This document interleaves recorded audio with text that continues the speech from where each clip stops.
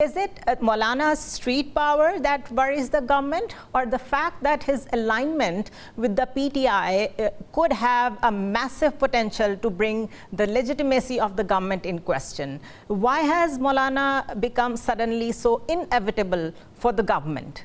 I think Maulana Fazlur Rahman's JUI has the most capacity in terms of street power, and that everyone recognizes, whether it's the establishment or the ruling parties or the opposition PTI.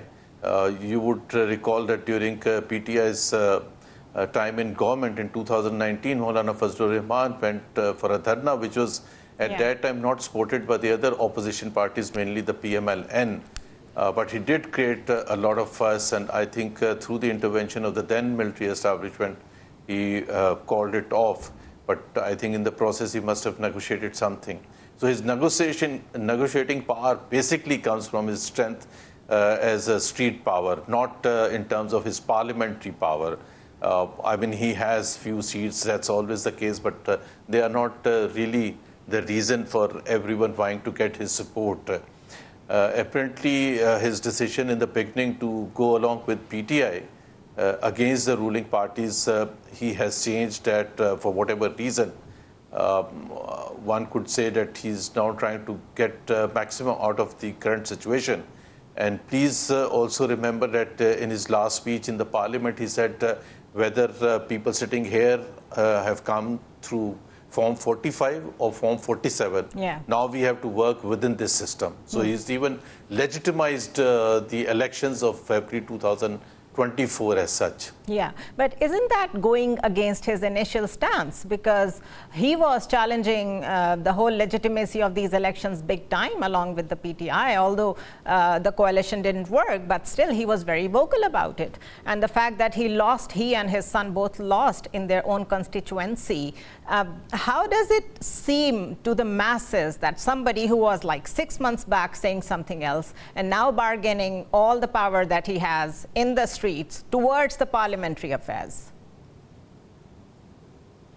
Doesn't affect his popular support, whatever limited popular support he has in his own constituencies.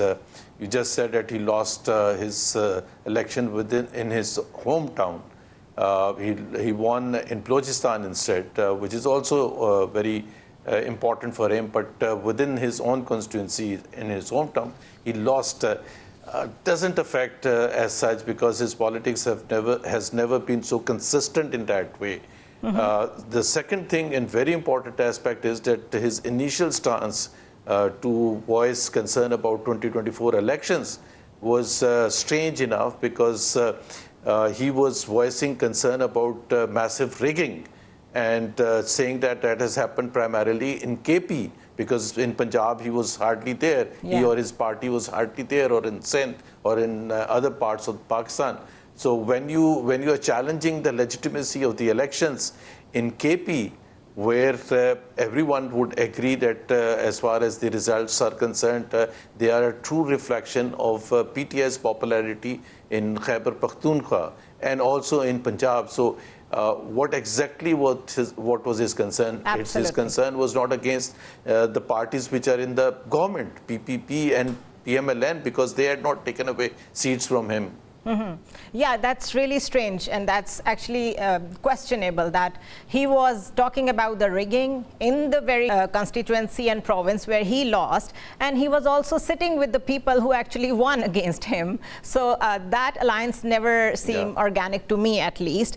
He believes, if he believes that his mandate was stolen, do you think that our traditional politicians really can take such U-turns in such short time and still think they can carry it away with it, they can get away with it till the next election? Or is it that we have become so hybrid, we have become so controlled, that the connection between the masses and the politician is actually broken? One of the aspects of our, one of the tragedies of our national narrative is that the political parties are losing legitimacy in terms of the U-turns that they take and the massive U-turns. I mean, every political party, even in US or UK or elsewhere, they change their positions according to circumstances. But here we are ready to change blatantly and without regard to what is going to clarify. I am not saying that if, for example, there is a relationship and Mr. General Faiz Hamid comes up with this statement that he was with Mr. Imran Khan in terms of staging the May 9th protest, for example. I'm not suggesting that he should not be questioned or he should not be tried. That trial is already going on some kind of a May 9th. But it has to be in a credible civilian court. That's what I'm saying. Right, I get it. But the government seems to be completely endorsing this thing that he should be tried in the military court if needed, because there is a statement in front of me that is coming from the legal department of the government. It says that under military law, anyone who uses individuals subject to the Army Act for personal or political gain and evidence of such action exists will be subject to the law taking its course. Now, because both things are correlated, we are talking about one person who is under trial for court-martial and also for gaining political support from Imran Khan for his personal means. So we have to understand what is converging here. I think I'm not legal expert. I'm no legal expert, but legal opinions can come whichever way you want to put it. And Pakistan is famous for coming up, whether it was the trial of Sheikh Mujibur Rahman or the trial of Zulfikar Ali Bhutto and so on.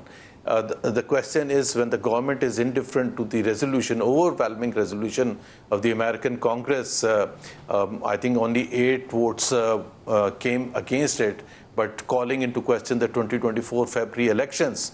When the government is indifferent to that, at best, the government expects that there will be protests in terms of questions raised by the American Congress or some British parliamentarians and so on and so forth. So the government is not really concerned about it. They want to see the back of Imran Khan, whether it takes the military court to do it, whether it takes the civilian court, whatever. They want to put Imran Khan behind bars. They want to ensure that he remains behind bars for the next 2 years or 3 years till the time that government tenure ends, at least. Okay, let me be the devil's advocate here. It seems that let it be PTI, let it be the current government, we are always relying on the external support, like international pressure. PTI has been lobbying, PTI has been actively engaging with the diplomats and diaspora internationally to get Imran Khan released. And same goes for our government. Unless and until there is a pressure from international community, nothing moves in Pakistan. So is it safe to say that we are not bothered about our own democracy and our own house to be put in order, except for when it becomes a trouble internationally because we are economically so dependent on them? Actually, as far as the government is concerned, it's not even concerned about the international reaction or the international pressure, although it does affect, and like, for example, Pakistan is desperate about the IMF package now, and IMF, you know how much Americans can influence the IMF decision this way or that way. And a very important board meeting of the IMF has to take place. What would be the interest of America? Obviously, we are all concerned about it. We are all concerned that IMF package must go through. But the government at this time should be more concerned about the fact that we don't do anything that that creates a sense of concern, a serious sense of concern for Pakistan's democratic credentials as far as US is concerned, as far as West is concerned. And this will not be the last thing. IMF is not the last thing that we depend on. There are obviously other financial institutions that we need the support for international obligations. We need the support to raise Euro bonds. We need the support to raise, to do privatization of global transactions and so on and so forth. So Pakistan largely depends on international support. And I think it has to create an atmosphere where the world does not have any major questions. Minor questions could be there. Major questions about Pakistan's democratic credentials, which presently I think they have, and there would be concerns.